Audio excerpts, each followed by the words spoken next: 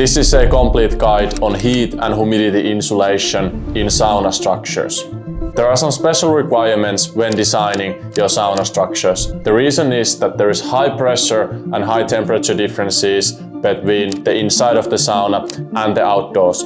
You also use your sauna very infrequently, so out of the blue you might heat it up a few times a week when it's very hot, very humid inside the sauna, and outside it can be sometimes very cold, sometimes a little bit hotter depending on the year or depending if you have indoor sauna, outdoor sauna and all these things. But the huge pressure, humidity and heat differences between indoors and outdoors require some very special sauna structures, and you need to take these into consideration when constructing your sauna walls, sauna ceilings and sauna floors. So what I'm saying is that sauna is not necessarily an ordinary space, and you can't make your sauna walls the same as you would make your living room's walls. The advice on insulation and waterproofing I'm going to give in this video is only applicable for integrated indoor sauna rooms and separate indoor sauna buildings that are inside your house. So if you have just an outdoor sauna that is like a freestanding outdoor sauna or like outdoor sauna building that has no other use than to be your sauna, you don't necessarily need to do the same heat and humidity insulation to your sauna room. The reason for that is with insulation for both heat and humidity, we are aiming for the heat and humidity not to escape to other structures of your house. And if the structure next to your sauna is the nature itself, you don't really care if some humidity gets leaked into the nature, right? So that's why this is not so applicable if you are building just a separate outdoor sauna and the only function of that thing is to be an outdoor sauna. You might still want to watch this video and get some helpful information, and you can consider heat and humidity insulating your sauna walls, floors and ceilings even if you have a separate sauna building. Firstly, I will teach you everything you need to know about heat insulation in your sauna. In this first part, we will cover how do you insulate your sauna and what are some good insulation materials when it comes to heat insulation. Second part of the video, we will focus on insulating your sauna when it comes to humidity. So basically everything you need to know about water and humidity management of the sauna will be covered in the second part of the video. There, in the second part, we will talk about vapor barriers and floor water insulation. So nice and simple agenda we have for today. My name is Veeti. I'm a Finnish sauna expert, and since starting my business in 2022, I have helped over 1,000 US-based sauna builders make their sauna dreams successfully come true. So first part, heat insulation.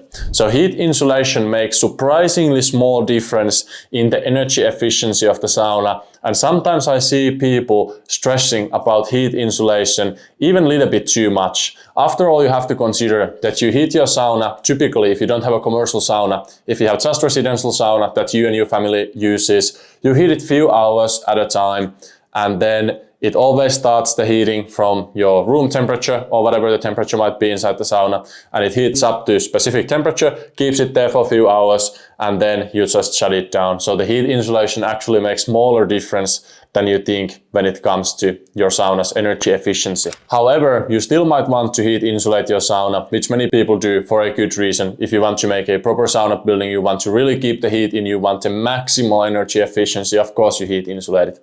So it's worth using modern, compact insulation materials in your sauna walls, ceilings and floor. So additional insulation, and I say additional because the interior wooden cladding that most of you are using in your saunas, wood is an insulator in and of itself, but additional insulation that you embed to your walls and ceilings and floor should be 25 to 50 millimeters or 1 to 2 inches thick.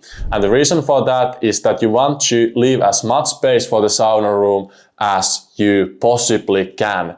Because usually you are restricted by space, so you don't want to make like massively insulated walls that have like massive layers of insulation, because that's after all space you could use for your sauna itself to make the sauna better. So 1 to 2 inch thick modern compact insulation materials, and we will talk more about this soon.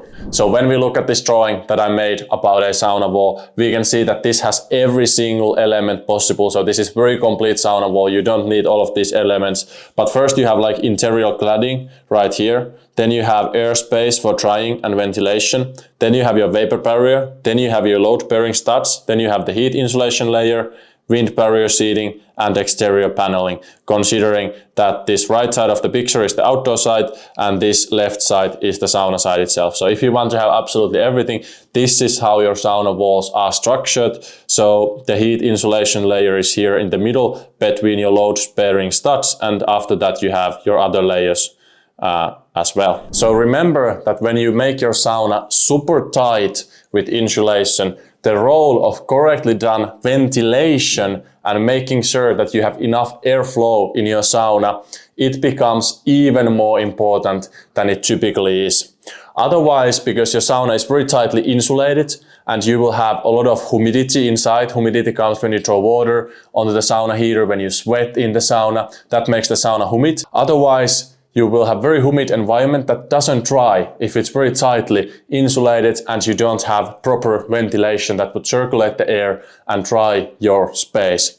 Also, when your sauna is very tightly insulated and the floor and ceiling and walls are not leaking any air into the sauna, it means that there is also no oxygen coming from anywhere else other than ventilation is bringing it in. So the CO2 levels inside your sauna can get very, very high, and CO2 is toxic for humans. So we exhale CO2, and high CO2 levels are toxic for humans. Worst possible saunas are tightly insulated and poorly ventilated. That's a deadly combination that will for sure damage your health and not help you feel healthier. So ventilation and insulation need to work together. So you really want to make sure that you have your ventilation on point. You can watch my video about ventilation after this video, but just wanted to point out that you really want to ventilate your sauna correctly, especially when you insulate it tightly. I own a company called The Sauna Heater or thesaunaheater.com, and we sell the highest quality sauna equipment in the USA. Whether you need a full-blown finished sauna, a sauna heater, or any equipment for your sauna construction project, we got you covered. Head to www.thesaunaheater.com and you can chat or call our experts, me included, and we will help you select the best possible gear for your sauna project. Now let's get back to the video. So now we will cover 3 different parts and insulating them individually. So we will cover firstly sauna wall insulation, then we will cover sauna floor insulation, and then we will cover sauna ceiling insulation separately. So what are some good insulation materials for these sauna walls, floors and ceilings? So firstly, for sauna walls, you want to use mineral wools like rock or fiberglass.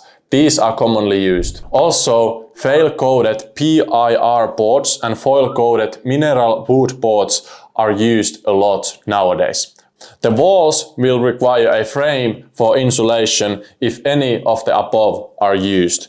So as I showed you before, here we have our load-bearing studs, and then we have the heat insulation layer between these load-bearing studs. So when you use any of the above, so PIR boards, foil-coated mineral wool boards, or rock or fiberglass, you need to have those like frame walls that you can use to support these materials in your insulation. If you would use something like sawdust as an insulation material, it might get packed on the lowest part of your sauna walls over time, and most of the insulation is needed on the upper parts of your sauna wall. The reason why most insulation is needed on the upper parts is how the sauna actually works. So hot air is lighter than cold air, so hot air always rises towards the ceiling, heavier cold air plummets towards the bottom of the sauna. So it's said that the upper 2/3 of the sauna are always the warm area and the lowest 1/3 is the cold area. That's why sauna also usually have leveled benches inside, and that's the reason why you want to have the best insulation for both actually heat and humidity on the upper parts of your sauna. That's why you can't use sawdust, because it might get packed on the lowest part of your walls over time. Let's talk about insulating your sauna floor. So floor insulation in saunas is typically made only in the saunas that are used very, very frequently. So when you insulate your sauna floor, and we are talking about heat insulation now, refrain from making any more penetration in the floor than you absolutely need for the drainage. The reason for that is you want to keep it very tight and you don't want the water to penetrate to places where it doesn't belong. That's why you don't want to make any penetrations other than the drainage when you are insulating your floor. Subfloor insulation is used when the sauna is in constant use. So subfloor insulation is the same as any other wet spaces subfloor insulation. Typically used materials in this insulation are mineral wools or fiberglass wools or expanded polystyrene foam. You should slope your sauna ceiling towards the drain of the floor to enhance drying of the floor.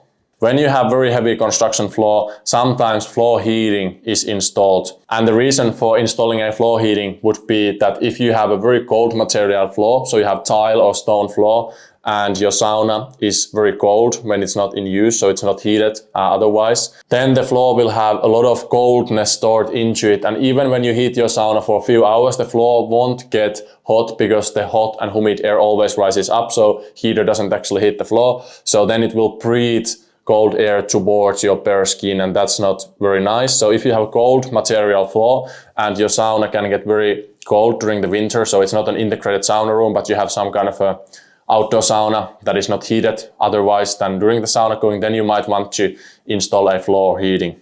Heat insulated sauna floors can be equipped with water-based or electric heating installed on top layer of concrete during pouring. I found one book that said you shouldn't install floor heating under your sauna heater. I don't know why, because floor heating is only installed in electric saunas, and electric sauna heaters work in a way that they usually have the wires in the bottom if it's a freestanding sauna heater, and then the heating elements start a little bit higher up. So electric sauna heaters, the bottom of them doesn't actually get super hot, and floor mounted sauna heaters are not on the floor. So I don't know why you shouldn't make your floor heated under the heater, but one of these books said that, so who knows, just telling you. If you have a wooden floor in a separate sauna building, I would not insulate the floor, because making the floor tighter with wood on top prevents it from drying effectively. So if you have your insulation layer, then you have your wooden planks on top of that, you will essentially have your wood rot and decay, because the water will stay in it and there won't be air circulating around. So when you insulate your floor, you want to have like concrete floors with maybe tile on top of it.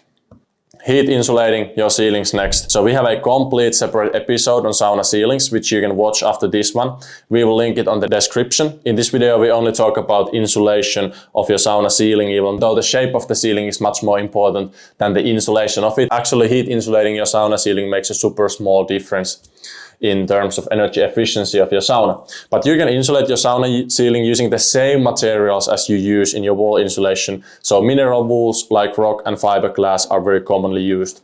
Foil-coated PIR boards and foil-coated mineral wool boards are used a lot nowadays.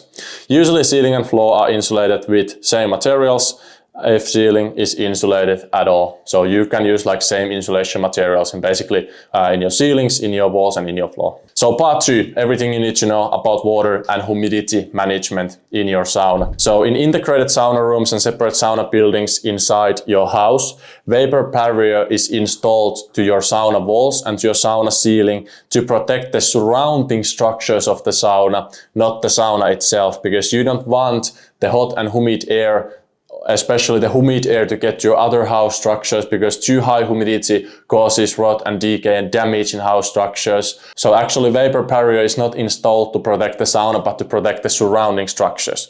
This is also the reason that if you have just a freestanding sauna building outside, which has just like wooden planks and no insulation in between, so the wood is the insulator itself in some of those saunas like barrel saunas or like basic freestanding saunas, then you don't need a vapor barrier. However, the vapor barrier is made with either heat-resistant plastic film or reflective aluminum-coated paper. So you install a vapor barrier to the structures as I showed you before. So here you have firstly your interior cladding, which is this green layer here. Then you have airspace for drying and ventilation. So you want to leave a little bit of space in between basically your interior cladding and your vapor barrier, so a little bit air will move there and dry your interior cladding. And then you have your vapor barrier right here. As I just showed you, the vapor barrier is installed on the warmer side of your heat insulation, so it's next after your interior cladding in the sauna, and after the vapor barrier you have your heat insulation if you have that. Here is few important considerations when you are installing your vapor barrier. So everything I'm going to say next is just to ensure the fact that your vapor barrier doesn't leak and the humid air stays inside your sauna. So just make sure there is no leaks and you don't need to know anything else. But when installing a vapor barrier, to achieve as little leaks as possible, the number of seams should be minimized and penetrations should be avoided. So penetrations must be carefully sealed. Overlap should be at least like 6 inches or 150 millimeters when you have the seams in your vapor barrier. So these seams should be taped with heat-resistant tape, and after that pressed between 2 pieces of wood to make it very solid seam so the vapor barrier doesn't leak in any case.